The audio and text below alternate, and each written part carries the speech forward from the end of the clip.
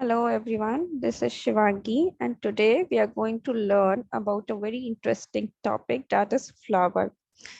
We all have gardens at our home and we usually love to plant more and more trees because more and more beautiful flowers in that garden, right?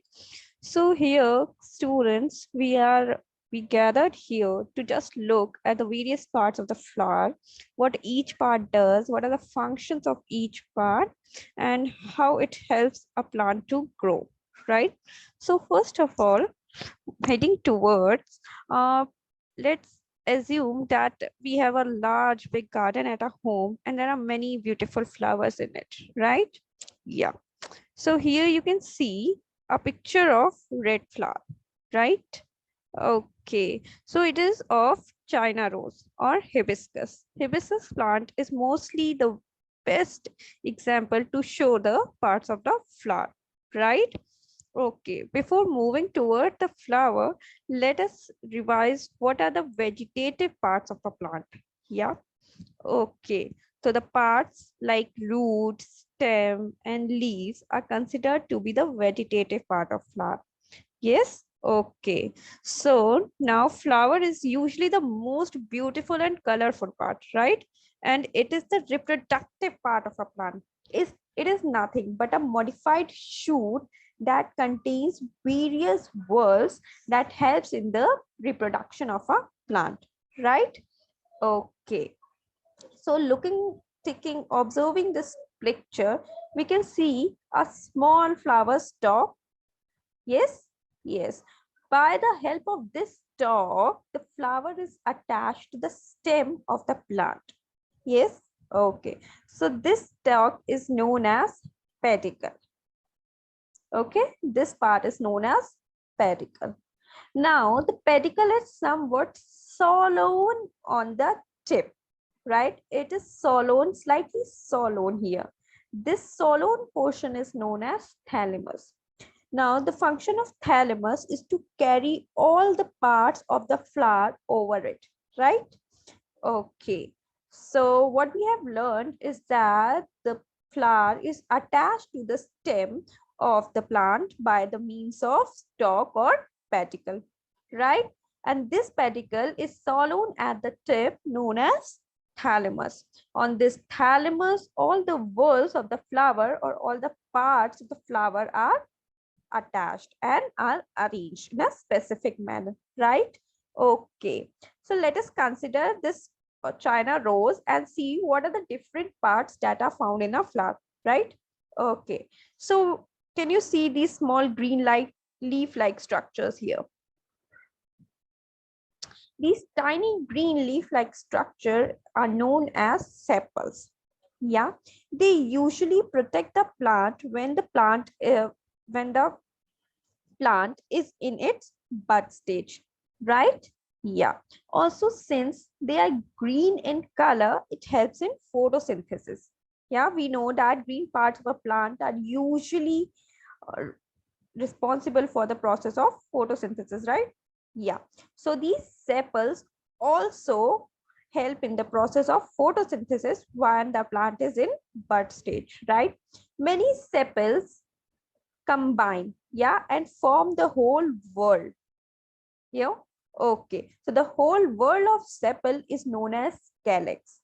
Yeah, okay. When the sepals are fused, then it is known as gamosepalous condition, right? Okay.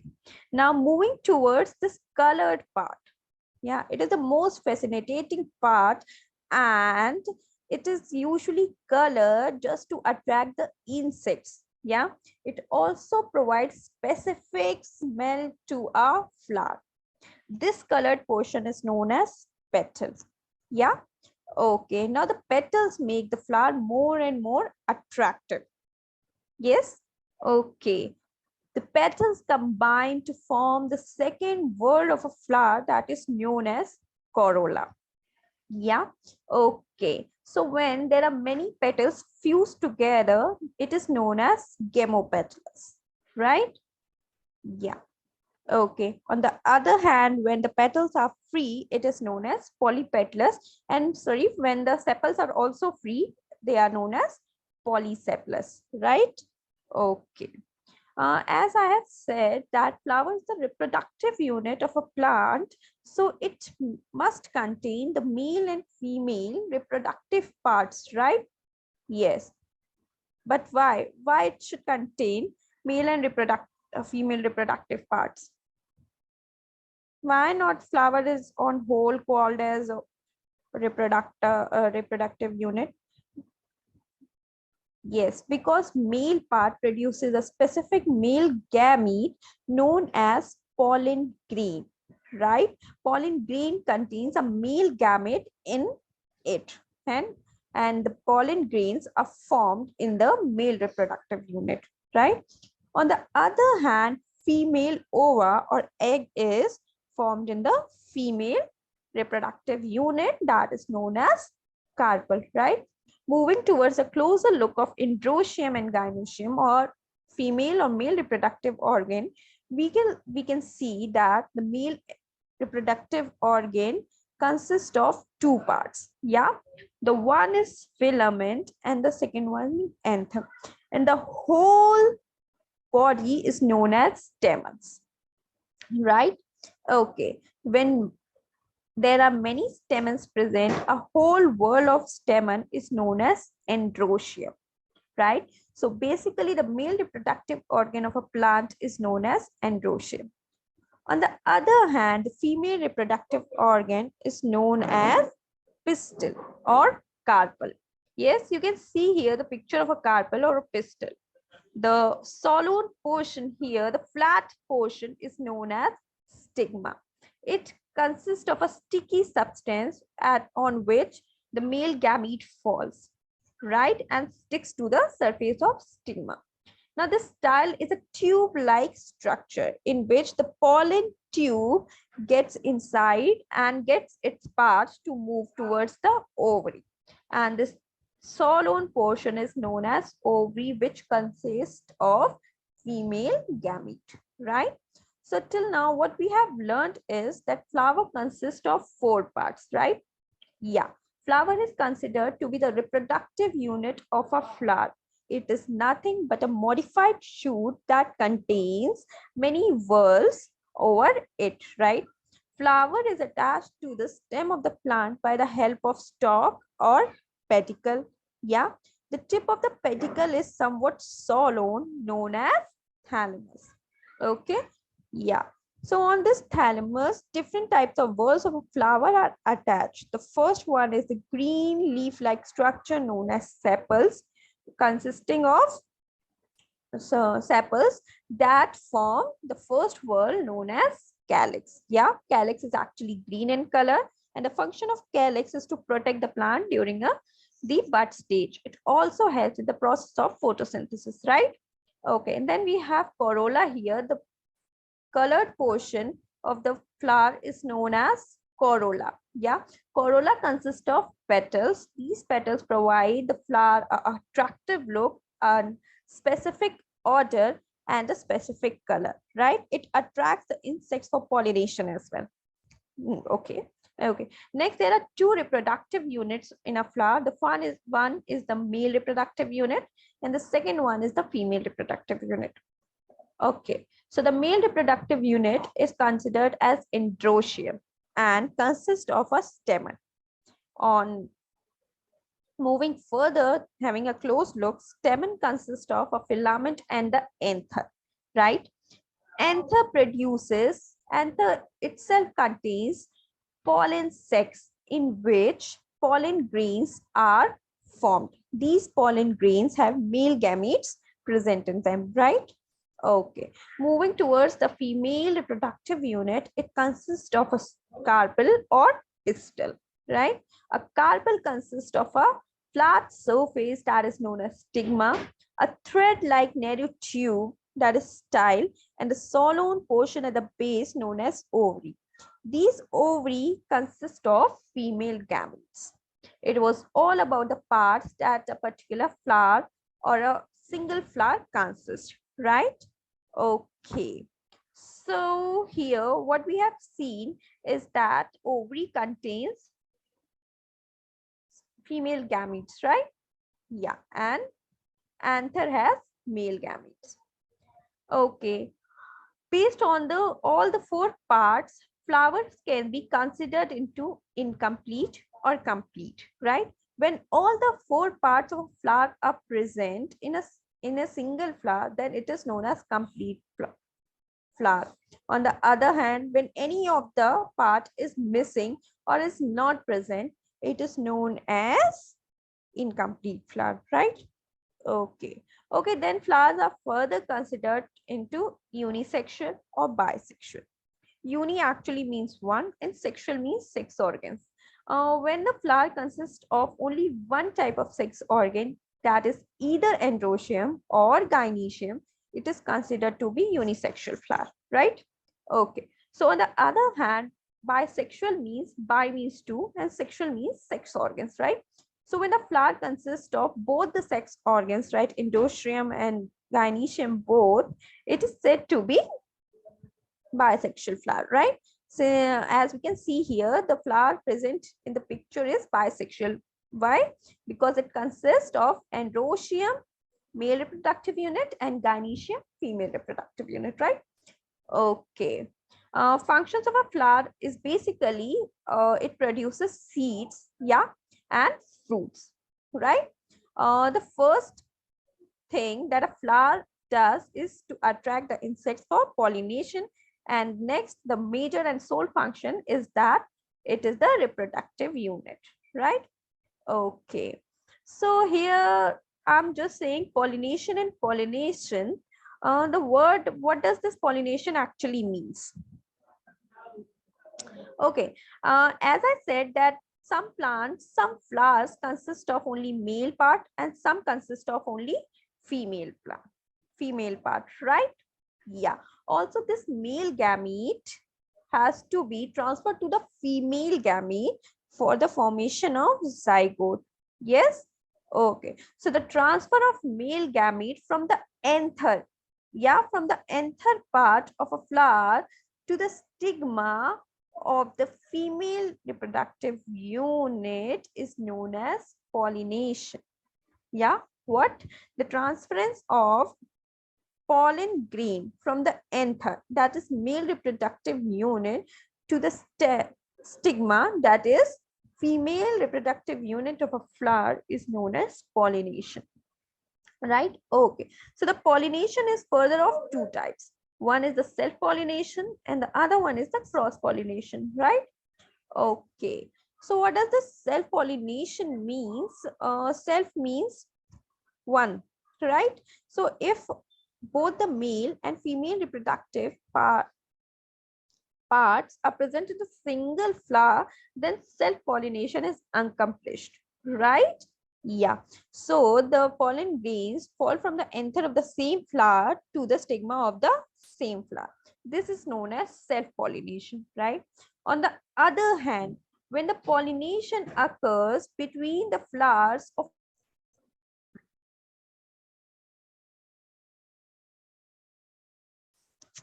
yeah, so between flowers of two plants of the same kind. Same kind means which are genetically similar, right?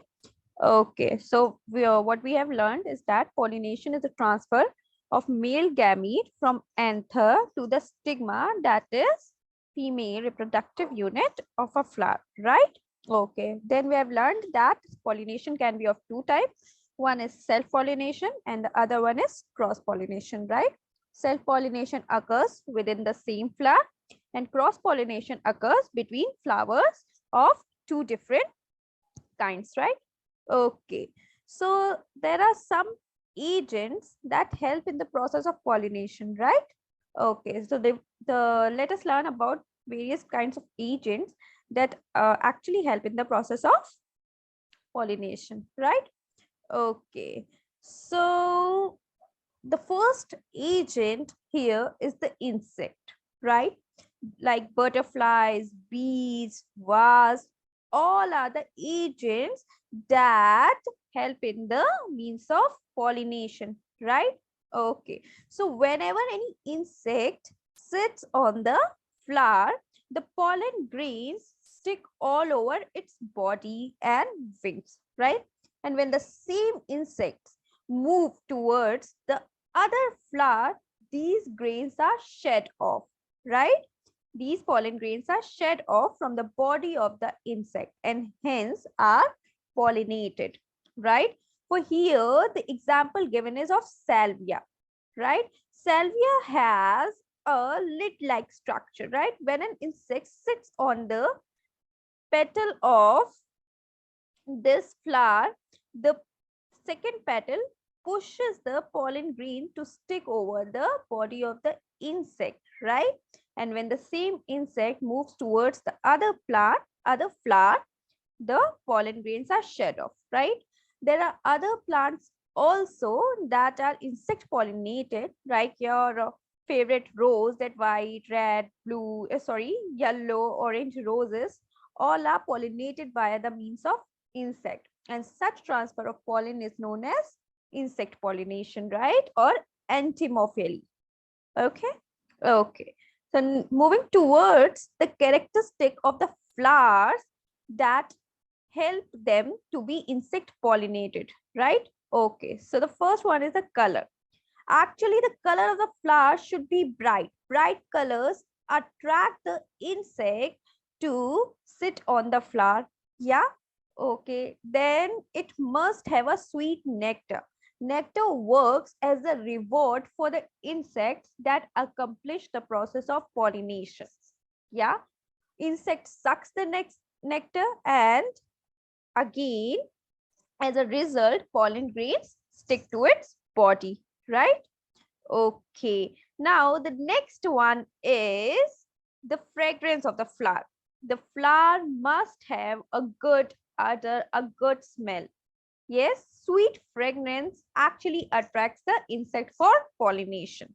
Yeah. Okay. Now moving towards the second agent, that is wind. Yes, wind also helps in the pollination process. For example, when the seeds, when they are light, right? The winds carry the light weighted seeds along with it and just throw it or just keep it in other places, right? Yeah. For example, maize seed, for example, wheat, palm, pine, or cotton. We have seen cotton flower, that white flower, usually called as Juju Baba, right? We have seen that Juju Baba with white feathery structure and a small seed, brown seed in it. It is also pollinated by the help of wind, and such pollination is known as wind pollination, right? Yeah. Also, when these pollen grains, it is very important that these grains fall on the stigma of the flower. Yeah. Or otherwise they are wasted. Yes. Okay. Now, moving towards the third agent is the water, right? We have seen many flowers, many aquatic plants that are either submerged or partially submerged in the plant, in the water, right? Here we have the example with us of Vallisneria. Vallisneria is actually a submerged plant, right? Submerged means it remains inside the water. Yeah. Okay. So what happens when the male flowers get mature? They get detached from the plant. Yeah. Okay. And when they get detached, they start to float on the surface of water. Also, the female flower has long pedicle, right? So when these male flower comes in contact with the female flower, the pollen grains are transferred to the female flower, right? In this way, water helps in the process of pollination. Also, there are some aquatic plants like lotus and trapa, yes, whose which are aquatic, but their pollens are transmitted by the help of insects, right? Okay. Then the animals, they also act like agents. For example, birds, they eat nuts and they throw the nuts. right? Squirrels, bats, yeah, all they all act as pollinators, right? Okay, then elephant is responsible for the pollination of the biggest flower of the plant kingdom, that is Rafflesia. Yeah. Okay, then you and me, human beings, are also sometimes act as pollinators. We eat the seed and we throw it, and when the seed gets act when the seed gets nutrients and all, it grows into a plant, right? Okay, sometimes we artificially pollinate the plant. Yeah, artificially pollinate the flower, right? Okay, so now we have a male gamete and we have a female gamete, right? We have also pollinated the male gamete towards the female gamete. Now male gamete and female gamete are close to each other. Now the next process that occurs is the process of fertilization. Fertilization is the process of fusion or mixing of a male and female gametes, right? Okay, so how it is accomplished is when a male gamete comes in contact with the stigma, right? When a pollen grain, actually not a male gamete, when a pollen grain actually comes in contact with the stigma, the two gametes, yeah, in the pollen grain are present. The one is the male gamete and the other is pollen tube cell. Yes, the pollen tube cell emerges in the pistil, yeah, emerges in the pistil or style, and goes to the ovary. Now this male gamete has two nuclei, right? It has two nuclei. One is pollen tube nuclei and the other one is male nuclei. This male nuclei goes towards the ovary and fertilizes the female gamete or egg cell present inside the ovary, right? Okay, so the whole process is known as fertilization. Yeah. Okay, let's read it. Okay. Now, okay, there is another process that is known as triple fusion, in which I have told you that there are two male gametes present. One gamete fuses with the egg cell and the other male gamete fuses with the polar nuclei, two polar nuclei present in the ovule itself, right? So the whole process, there are two kinds of fertilization, thus known as double fertilization, and the mixing or triple fusion of the three gamete nuclei is known as triple fusion, right? Okay. Okay, so let's move towards the fruit or what happens to this ovary after fertilization. Yeah.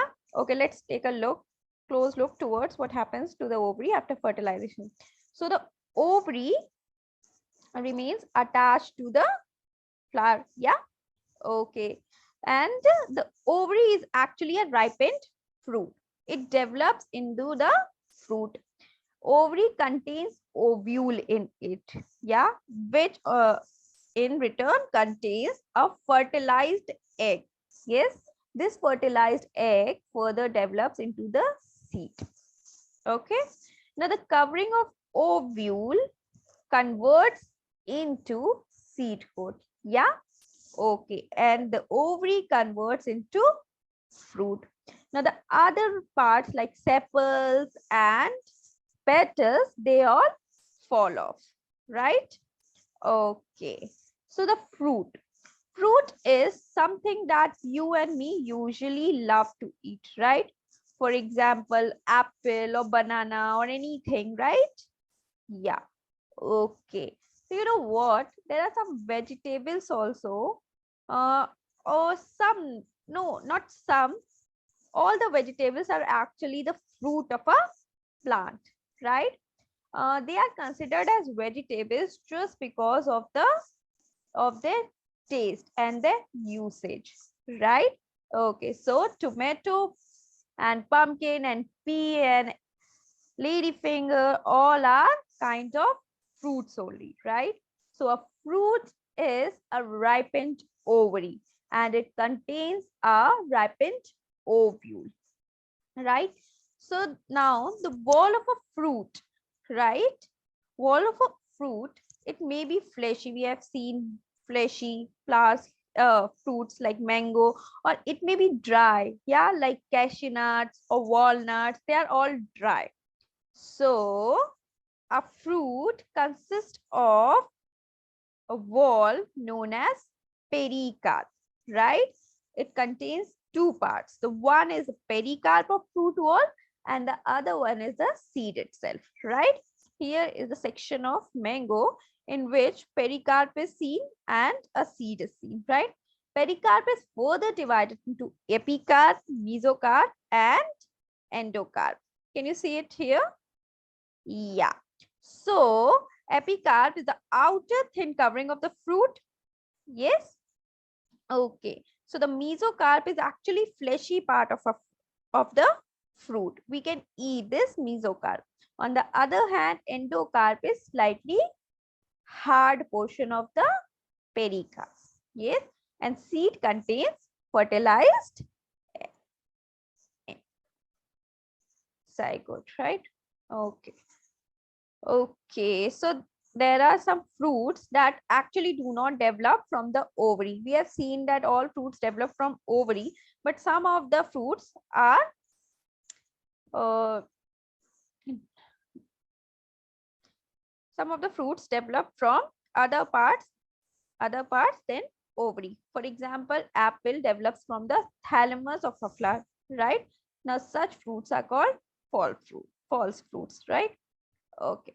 Okay, now talking about the functions of fruit, uh, we have seen that it contains fertilized seeds, right?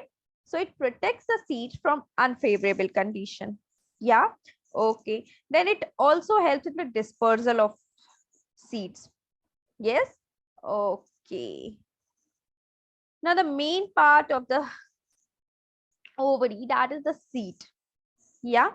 Okay. So after fertilization, this ovary converts into fruit and the ovule converts into seed.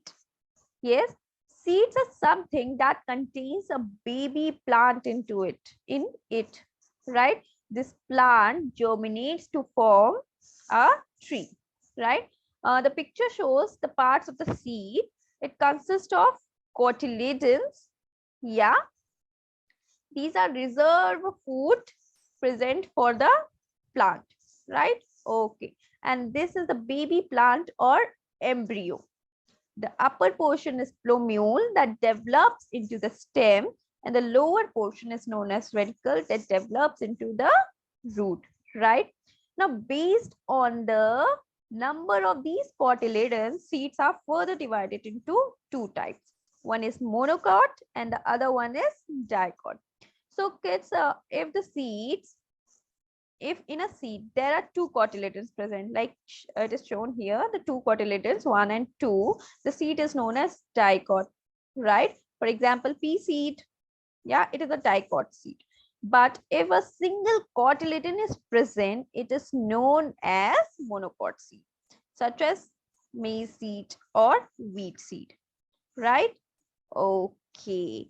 So this was all about the fruit and the seeds. We will further learn about the dispersal of seeds in the next video. Till then, keep learning and just keep gardening also. Plant more and more trees. Keep your earth green, right? Okay, bye. Tata.